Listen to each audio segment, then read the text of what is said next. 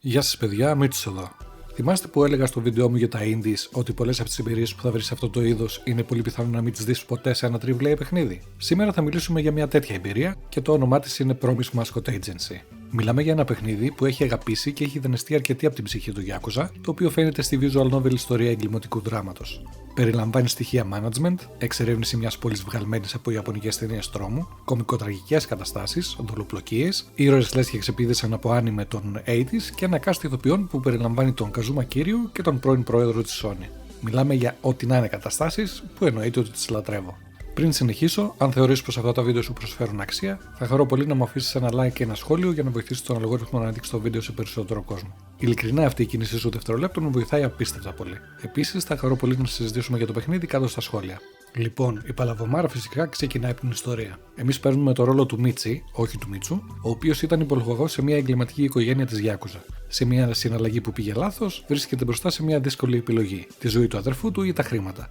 Αυτός φυσικά επιλέγει τον αδερφό του και χάνει 12 δισεκατομμύρια γεν, κοντά δηλαδή στα 76 εκατομμύρια ευρώ.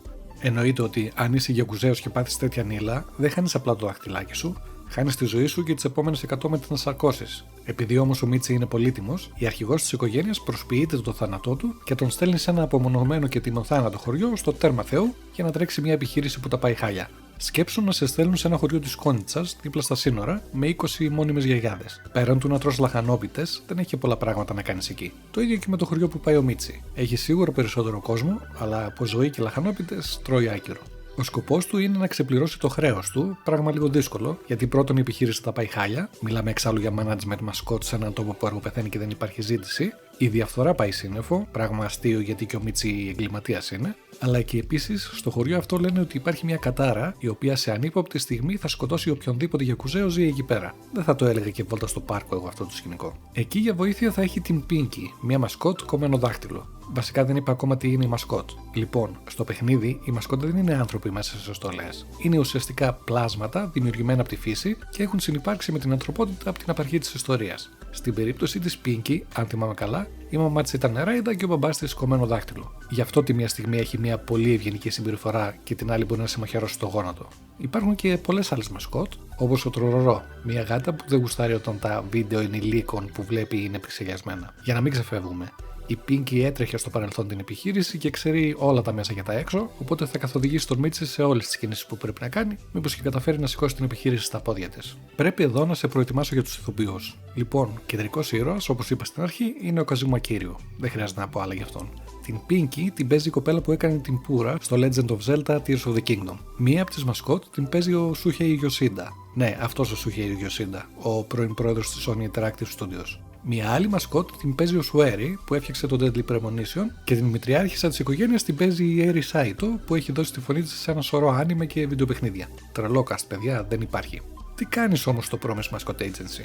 Ο σκοπός σου είναι να αναβαθμίσεις το ερωτικό ξενοδοχείο στο οποίο στεγάζεται η επιχείρηση, να προσλάβεις μασκότ και να τις στέλνεις σε δουλειές για να σου βγάζουν χρηματάκια. Θα πολεμήσεις τη διαφθορά στην πόλη, γιατί ο δήμαρχος έχει φάει τα χρήματα και δεν υπάρχει ανάπτυξη, και αν δεν αναπτύσσονται οι επιχειρήσεις, πού θα βρεις να στείλεις τη μασκότ σου? Και φυσικά θα πρέπει να ξεδιπλώσεις την ιστορία του ποιος σου την έστησε σε εκείνη τη συναλλαγή που πήγε στραφά. Στο παιχνίδι θα εξερευνήσεις την πόλη για να γνωρίσεις τους κατοίκους και να σε μάθουν και αυτοί. Θα πρέπει να τους βοηθήσεις με τα προβλήματά τους και όταν συμβεί αυτό θα γίνουν ήρωες που θα βοηθάνε αυτοί τους μασκότ σου όταν έχουν προβλήματα σε εγγένεια ή παρουσιάσεις. Και στην αρχή θα έχουν πολλά προβλήματα. Για να ταξιδεύεις από τη μία μεριά στην άλλη, θα χρησιμοποιήσεις ένα φορτηγάκι Kei, το οποίο υποθέτω είναι στην Ιαπωνία ό,τι ήταν το αγροτικό Toyota Hilux για εμάς εδώ. Στην αρχή είναι αργοκίνητο καράβι, αλλά θα μπορέσεις να το αναβαθμίσεις μέχρι και να πετάει. Πέραν των παραπάνω, υπάρχουν πάρα πολλά συλλεκτικά να μαζέψεις, διάφοροι ξεχωριστοί τρόποι για να βγάλεις χρήματα, μυστικά και πολλά άλλα.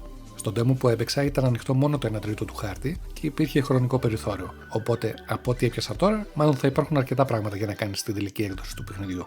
Τι με τράβηξε εμένα όμως στο παιχνίδι? Κοίταξε να δεις. Το Promise Mascot Agency φτιάχνεται από την εταιρεία που κυκλοφόρησε το Paradise Killer. Έκανα και review για εκείνο το παιχνίδι στο παρελθόν και αν και υπήρχαν πράγματα που με ενοχλούσαν, είχε και κάτι ξεχωριστό, το οποίο με έκανε να το σκέφτομαι συχνά. Τον κόσμο και τους χαρακτήρες του τους αγάπησα. Εννοείται ότι θα ακολουθούσα τους developers για να δω τι θα κάνουν μετά, και μόλις εμφανίστηκε το Promise Mascot Agency, λέω εδώ είμαστε. Όσοι παρακολουθείτε το κανάλι, το γνωρίζετε ότι είμαι λάτρης των Yakuza παιχνιδιών. Το ίδιο φαίνεται από χιλιόμετρα μακριά πως είναι και οι developers του Promise. Η εισαγωγή του παιχνιδιού και η ιστορία που σετάρει φαίνεται λες και πήρε tips από το πρώτο Yakuza.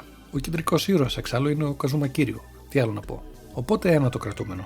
Μετά, από το Paradise Killer φαινόταν η καταπληκτική δουλειά που μπορούσαν να κάνουν οι developers στη δημιουργία του κόσμου αλλά και στους χαρακτήρες. Το ίδιο συμβαίνει και εδώ. Πιάνεις καπάκι τη συμπεριφορά του κάθε χαρακτήρα. Οι διάλογοι είναι αρκετές φορές παλαβοί, αλλά παράλληλα πολύ ανθρώπινοι και πολύ φυσικοί. Η ηθοποιία είναι άρεστη, το σενάριο έχει γέλιο και ενδιαφέρον και η πόλη σου βγάζει τη βρωμιά μιας περιοχής που έχει παρατηθεί στην τύχη της. Παράλληλα όμως έχει και κάτι μυστικιστικό. Του στείλες και παίζει σε γιαπωνέζικη ταινία ψυχολογικού τρόμου.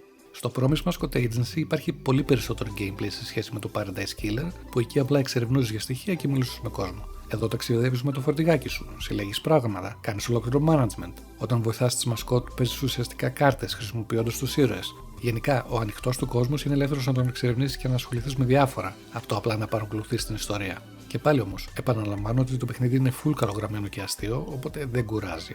Για να συνοψίσω, εμένα που μου αρέσουν τα Yakuza παιχνίδια, που μου αρέσουν τα management παιχνίδια, αλλά και καταστάσεις που είναι σουρεαλιστικές, cult και θυμίζουν B-movie, με πιάνει το παιχνίδι. Δεν τρελαίνομαι απαραίτητα να συλλέγω αντικείμενα, που είναι μέρος του Promise Mascot Agency, αλλά τα περισσότερα που κάνει στο παιχνίδι χτυπάνε στο γούστο μου. Υπάρχει ήδη διαθέσιμο demo στο Steam, να ρίξεις μια ματιά και να δεις πώς θα σου φανεί. Εμένα πάντως με έχει ήδη τριγκάρει και με το καλό θα προσπαθήσω να το τσεκάρω όταν κυκλοφορήσει. Ζω εξάλλου για πέρα βρέχει παιχνίδια σαν τούτο εδώ. Αυτά για τώρα. Ο μόνος τρόπος για να ξέρω αν σου άρεσε το βίντεο είναι με ένα σχόλιο ή ένα like. Αν θες το YouTube να σου βγάζει τα βίντεο που θα κυκλοφορήσουν στο μέλλον, τότε το subscribe θα βοηθήσει πάρα πολύ. Αν θες να δεις το βίντεο που είχα κάνει για το Paradise Killer, το προηγούμενο παιχνίδι της εταιρείας που φτιάχνει το Promise Mascot Agency, αλλά και αν θες να μάθεις γιατί αγαπάω το Yakuza 0, θα βρεις τα αντίστοιχα βίντεο τώρα στην οθόνη σου. Περισσότερα έρχονται σύντομα. Έλα, τα λέμε ρε.